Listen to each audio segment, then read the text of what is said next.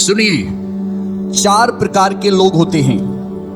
अलग अलग तरह से लोग बताते हैं, कोई किसी प्रकार का, कोई अलग प्रकार के, लेकिन मैं जो बताने जा रहा हूं 4 प्रकार के लोग होते हैं। पहला असली, दूसरा नकली। विश्वासियों की बात कर रहा हूं मैं, मसीह ग्रुप की बात कर रहा हूं मैं अभी। सुन लीजिए बच्चों, पहला असली, दूसरा नकली, तीसरा फसली और चौथा अकली। तो जो असली है वो परमेश्वर के वचनों को समझ पाएगा और मन लगाएगा, डेडिकेट होगा, सच्चा समर्पण करेगा, वफादार रहेगा, हर एक चीज में कोशिश करेगा अपनी असलियत दिखाने की। असली वाला, जिसको यीशु ने सचमुच अपनी महिमा के लिए, और उसने, उस व्यक्ति ने, उस विश्वासी ने अपने आप को कमिटमेंट किया है प्रभु की महिमा के लिए, और उसने अपने आप को धो लिया है यीशु के लहू से। अब कोई दूसरा रंग नहीं चढ़ सकता उसके ऊपर। बहुत से असली की बात करें तो बहुत सी क्वालिटी, बहुत सी चीज उसके जीवन में देखने के लिए मिल सकती है। वो कंप्रोमाइज नहीं कर सकता परमेश्वर के वचन से, वो कंप्रोमाइज नहीं कर सकता समय सीमा से, वो कंप्रोमाइज नहीं कर सकता संसार की वस्तुओं से, वो कंप्रोमाइज नहीं कर सकता पाप से, वो कंप्रोमाइज नहीं कर सकता शैतान की चीजों से, लालच से और बहुत सी चीजों से। वो असली में गिनती हो रही है। जांचना है, हेलो, जांचना है। वाओ, अच्छा लग रहा है कि आप शांति के साथ सुन रहे हैं। प्रभु का धन्यवाद, हालेलुया। वो है असली, और वो दिखता है प्रभु की आज्ञा मानता है, वो दिखता है अधीन रहता है, वो दिखता है फलवंत हो रहा है, वो दिख रहा है आत्मा में बढ़ रहा है, वो दिख रहा है कि वो चर्च की सेवा में बढ़ रहा है, वो दिख रहा है लोगों के प्रेम में, प्रभु के प्रेम को लोगों के अंदर बांट रहा है, वो दिख रहा है कि वो अब नम्र और दीन होता जा रहा है। वो है असली,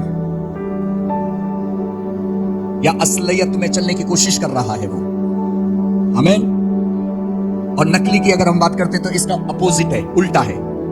नकली की बात करते हैं तो उसकी ज्यादा हमें बात करने की जरूरत ही नहीं है। नकली तो उसको वो चिकना घड़ा हो जाता है, कितना भी पानी डाल लो, उल्टा घड़ा है वो उस पर ठहरेगा नहीं, एक बूंद भी नहीं रुकेगा, वो ठहर जाएगा। समझ पा रहे हैं? हम नए लोगों की बात नहीं कर रहे हैं, आप सीखिए, समझिए। हम पुराने लोगों की बात कर रहे हैं। जो नकली हैं वो, उससे ज्यादा एक्सप्लेन करने की जरूरत नहीं है। लेकिन प्रॉब्लम यहां 2 जने जो और है ना, एक है जो फसली हैं। अब ना केवल हम इस ग्रुप की बात कर रहे हैं, मैं पूरे इंडिया के चर्चेस की और पूरी दुनिया के लोगों की बात कर रहा हूं जो प्रभु पर भरोसा रखते हैं, लेकिन फसली है। वो फंसे पर आने वाले लोग। फंसे का मतलब केवल 30 त्योहार पर दिखाई देते हैं, केवल स्पेशल चीजों में आते हैं, केवल इतवार का प्रभु भोज वाला पहला इतवार आएगा उसमें आएंगे। फसी जैसे फसल कटती है ना, फसली है वो, 30 त्योहार पर आने वाले।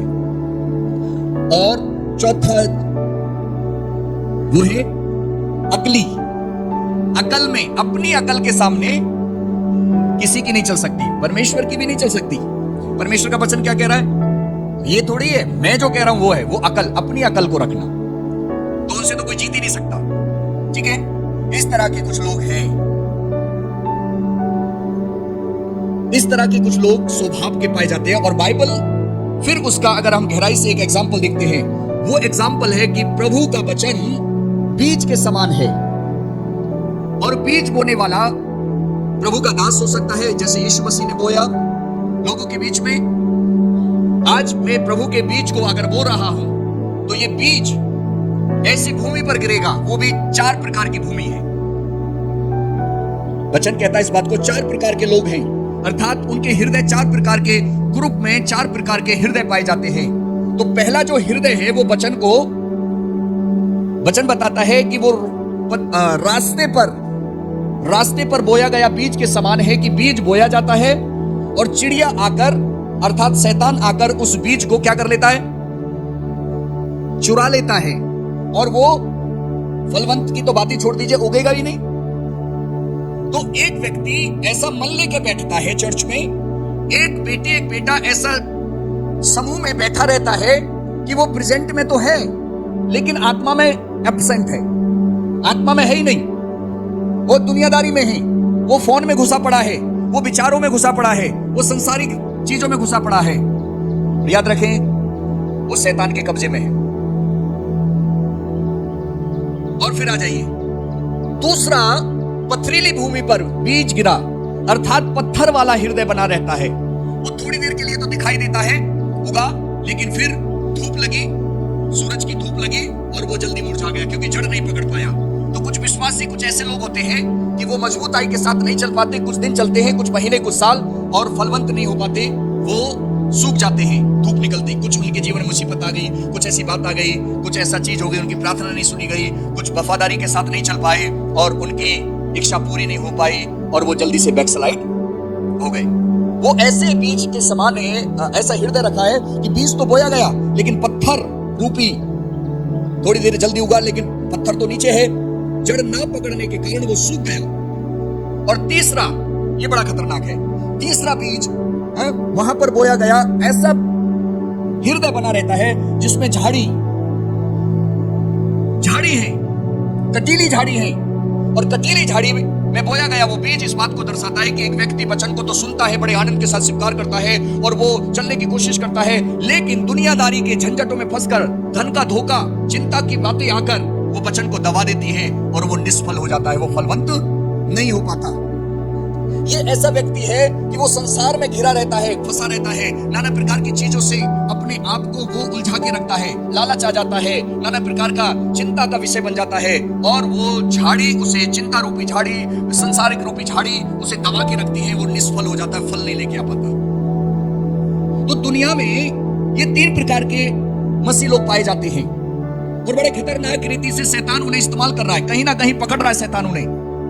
ये आज समझने की बात है। अगर परमेश्वर ने मेरे मन में डाला है, मुझे जरूरत है कि मैं अपने आप को तैयार करते हुए आपको वो संदेश दे सकूं जो पवित्र आत्मा ने आपके लिए दिया है, इस ग्रुप के लिए दिया है, और खासतौर से जो मुझे सुनेंगे पूरे इंडिया में या बाहर भी, जो भी ऑनलाइन रहेंगे या आने वाले दिनों में सुनेंगे, याद रखें, परमेश्वर सबसे बातचीत करना चाहता है और वो ऐसा चाहता है जो चौथा बीज जिस भूमि पर गिरा, वो ऐसा हृदय है कि वो बड़े डर और भय के साथ परमेश्वर के वचन को सुनता है, मानता है और उसमें चलता है, और वचन बताता है वो भूमि अर्थात वो हृदय, वो व्यक्ति, वो फलवंत होता है।